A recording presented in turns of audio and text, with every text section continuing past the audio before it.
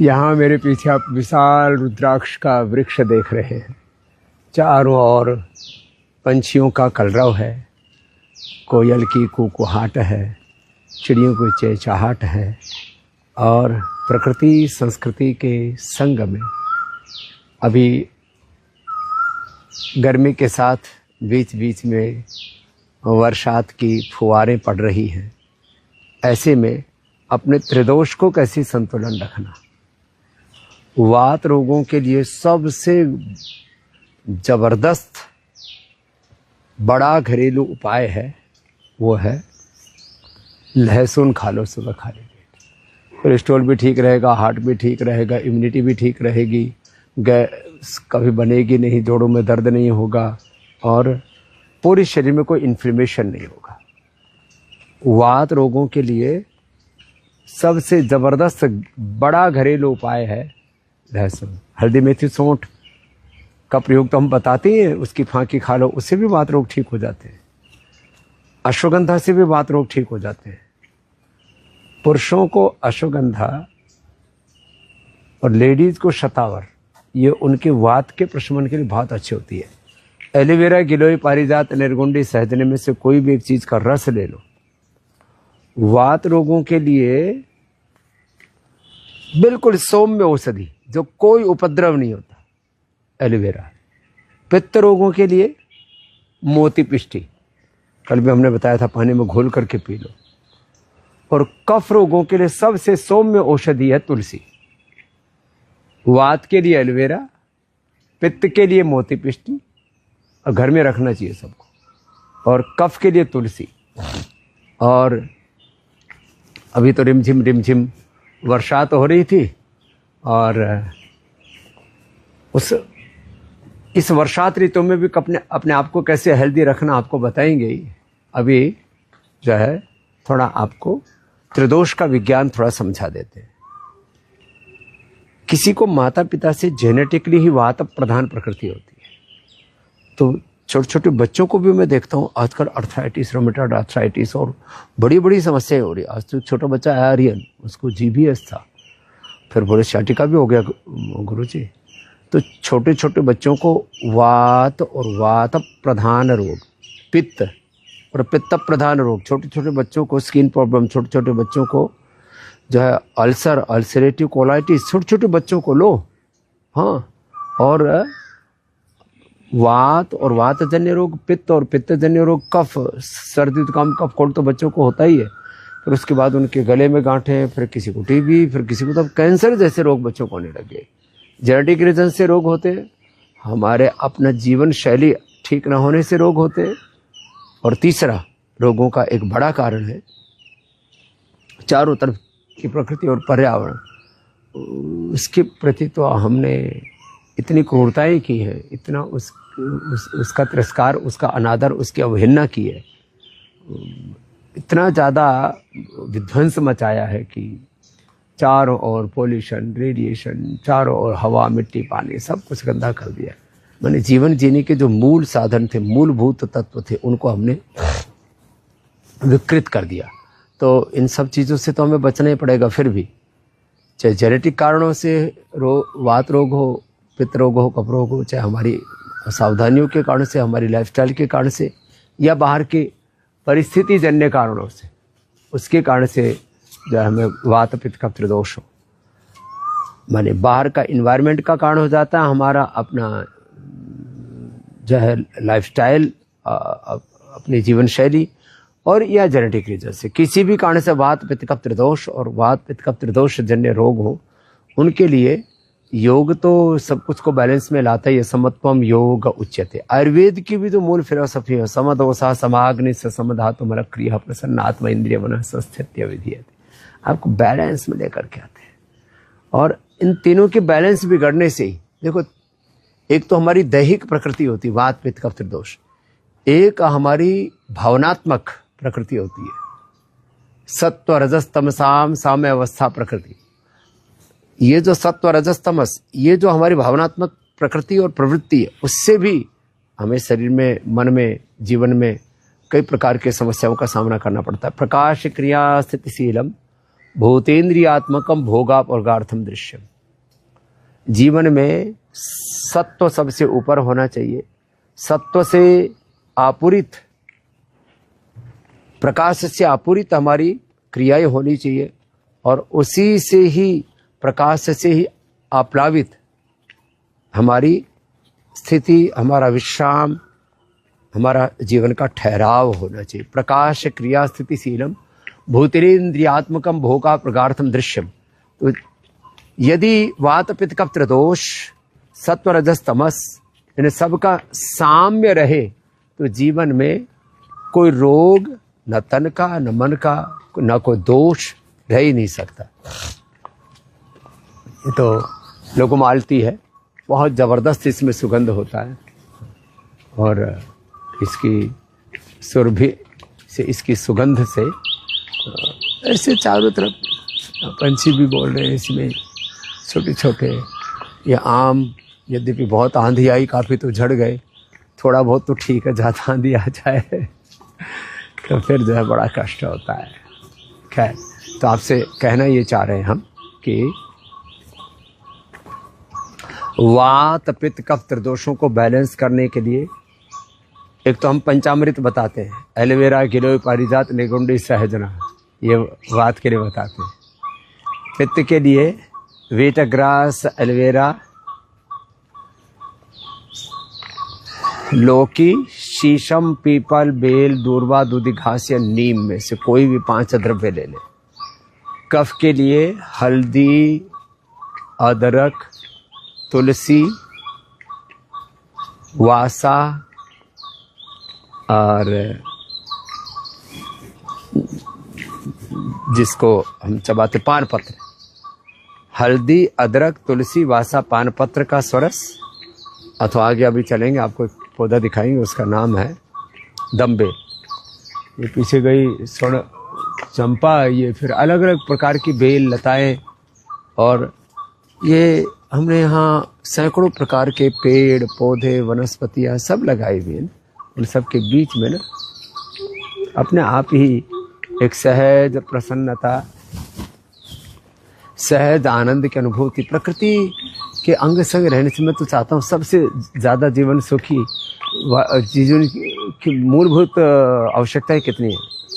2 वस्त्र तन ढकने के लिए, 2 वक्त का, 2 समय का खाना जीवन का निर्वहन करने के लिए, और 2 गज जमीन जीने के लिए। बाकी आप खेत खलिहानों में रहें, पेड़ पौधों के संग रहें, गो और गो आधारित जो जीवन पद्धति है, 2-4 गायें हों, बैल हों, उनसे अपनी खेती बाड़ी, और उसी खेत में आप शाक सब्जियाँ, अन्न, फल फूल, मेवे आदि उपजाएं, सब कुछ हो जाता है। और जो है ऐसा जीवन हो हमारा, फिर तो कोई प्रश्न ही नहीं रह जाता। तो प्राकृतिक जीवन को छोड़ करके हमने न जाने जिंदगी में इतने ज़्यादा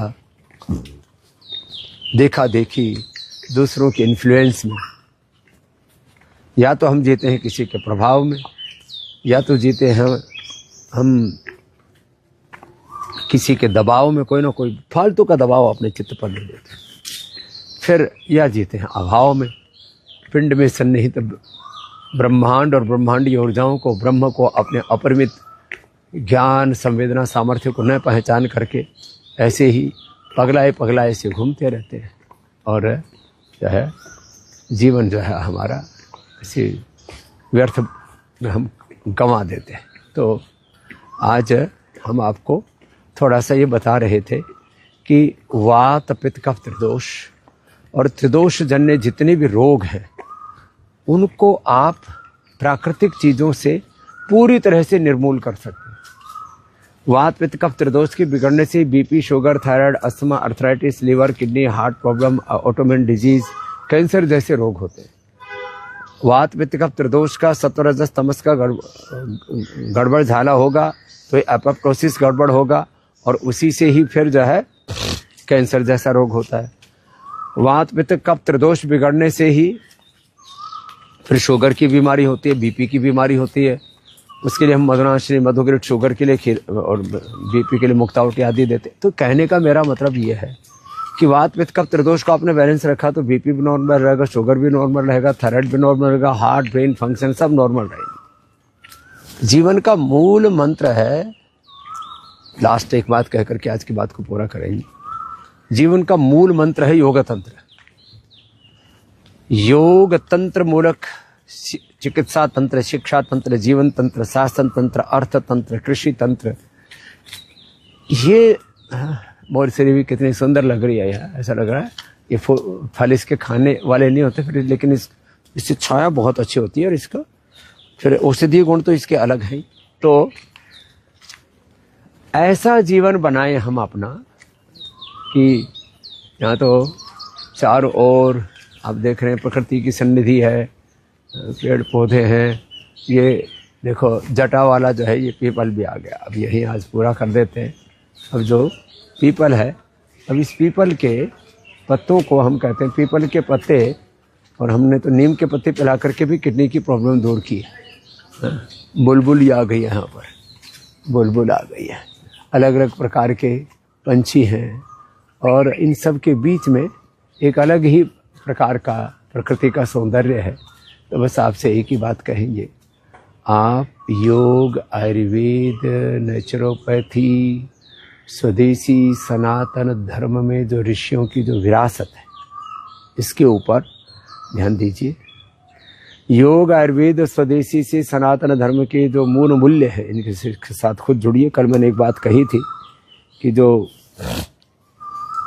साउथ में चाहे स्टालिन थे, चाहे इधर नॉर्थ ईस्ट में ममता जी थी, तो उनको लगा था कि मैंने एक शब्द प्रयोग किया था, वर्चस्ववाद का उन्माद ये ढह गया। और कुछ लोगों को ऐसा लगता है कि उनको कोई पराजित नहीं कर सकता, उनको कोई हरा नहीं सकता। बात हार जीत की नहीं है, बात यह है कि भाई आप जरा अपना आपा मत खो। एक है भगवान का विधान, ईश्वरीय संविधान, एक है देश का विधान, देश का संविधान, और एक है अपने जीवन को चलाने के लिए धर्म का, अध्यात्म का, संस्कृति का विधान, आंतरिक विधान, योग का विधान, जो तीनों विधानों को मानता है। योग का विधान, योग शासन अथवा योगानुशासन। दूसरा, राष्ट्र के अनुशासन के लिए, राष्ट्र के शासन के लिए देश का संविधान, पूरे सृष्टि के अनुशासन के लिए भगवान का विधान तो काम करता है।